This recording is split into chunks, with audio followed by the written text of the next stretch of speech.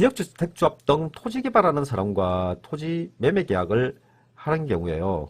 계약금만 치르고 또는 요즘은 계약금도 안 치르고 매매 계약서를 작성하면서 나머지 매매 대금을 사업계획 승인일로부터 일주일 이내에 지급한다라고 규정하는 경우가 일반적입니다.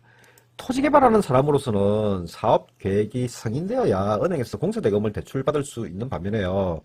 사업계획이 언제 승인될지는 알 수 없기 때문에 이런 식으로 매매 계약을 하는 것은 충분히 이해가 됩니다.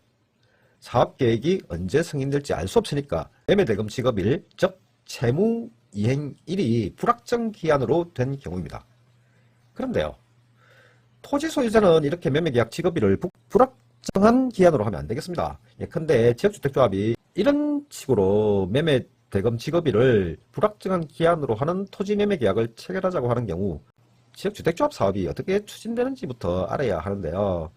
보시는 그림을 보시면요, 이게 이제 지역주택조합은 우선 추진위원회를 이제 구성하면서 부동산 매매 계약서를 지주들과 체결하기 시작합니다. 그러면서 지구 단위 계획도 세우고, 그리고 주택조합 설립인가를 받고요. 그리고 주택조합 변경인가도 이제 받을 때도 있고요. 그리고 사업계획 승인을 받고, 뭐 이러는 중에서도 사업계획 승인을 받을 때까지 계속 부동산 매매 계약을 체결하면서 합니다. 한꺼번에 부동산 계약을 다 하고 하는 게 아니라 동시에 지금 진행되고 있습니다.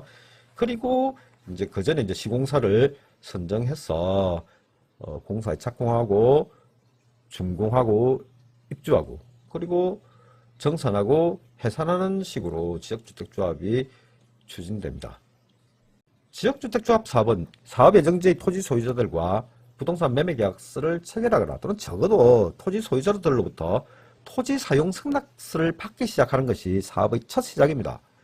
지역주택조합이 조합 설립 인가를 받기 위해서는요, 사업 계획 대상 토지 면적 기준으로 80%, 그리고 토지 소유자 기준으로도 75% 이상 사용권을 확보해야 합니다. 여기서 사용권 확보라는 것은 매매 계약 은 당연히 포함되고요. 그 외에도 사용 승낙서, 임대차 계약 이런 건데요. 이런 걸 통해서 조합이 해당 토지를 주택건설에 이용할 수 있는 권리를 확보한다는 겁니다. 한편 지역주택조합 추진위원회나 토지매수 대행사가 토지 소유자로부터 매매 확약서, 매매 동의서, 매매 예약서 등 계약을 체결하는 경우도 많은데요. 이런 매매 확약서 등은 매매 계약이 아니라서 사용권 확보에는 포함이 안 됩니다. 그렇지만 매매 확약서 등을 체결하면서 토지 소유자로부터 사용 승낙서를 함께 교부받고 있습니다. 지역주택조합이 조합원을 모집하려면 이런 요건을 충족해야 하고요. 이를 갖추지 못한 상태에서 조합원 모집 광고를 하는 것은 불법으로 규정되어서 처벌받을 수 있습니다. 지역주택조합이 사업계획 승인을 받으려면 어떻게 해야 되느냐? 사업계획 대상 토지 면적의 기준은 물론이고요. 소유자 기준으로도 95% 이상의 사용권을 확보해야 되고 나머지 5% 이하 토지에 대해서는 수용 재결이나 협의 취득 절차를 통해서 해결할 수 있습니다. 지역주택조합은 가입 시점으로부터 조합원이 입주할 때까지 최소 5년 이상 걸리는데요. 성공한 현장에서도 6, 7년 이상 걸리는 게 대부분이고 2020년 당시 상황을 보면요.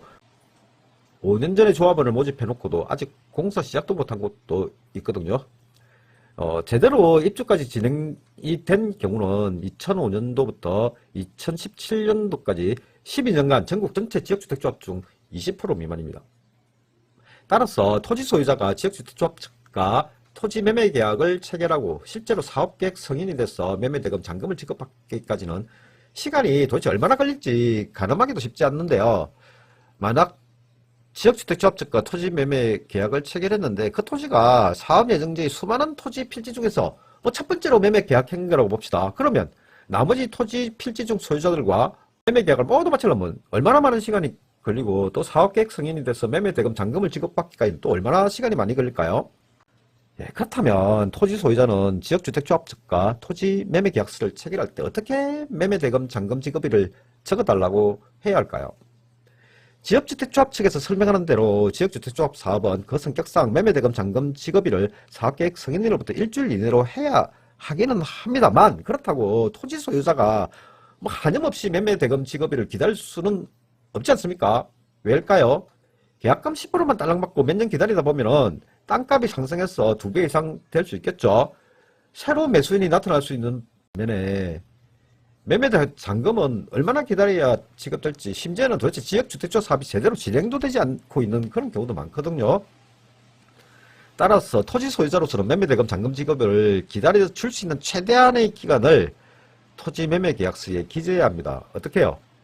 지역주택조합 측이 작성해온 토지 매매 계약서에 기재된 매매대금 잔금 지급일, 사업계획 승인일로부터 일주일 이내를 뭐 그대로 두더라도요, 이에 추가해서 늦어도 몇 년, 몇 월, 며칠까지는 지급해야 된다라고 적어야 되고요. 그것도 추가해가지고요, 매매대금 잔금일까지 매매대금 잔금이 지급되지 않으면 매도인은 매매계약을 해지하고 계약금을 몰취할 수 있다라고 이제 적어야 합니다.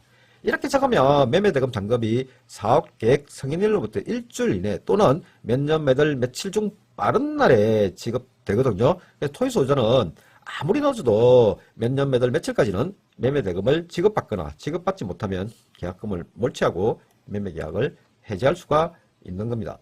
지역주택조합 등 토지 개발하는 사람과 토지 매매계약할 때 매매대금 중도금이나 잔금을 특정한 날짜로 기재해야 하는 이유에 대해서 상세히 살펴봤는데, 그 외에 토지 매매 계약의 경우에도 매도인의 입장에서는 매매대금 중도금이나 잔금을 특정한 날짜로 기재해야 되겠습니다.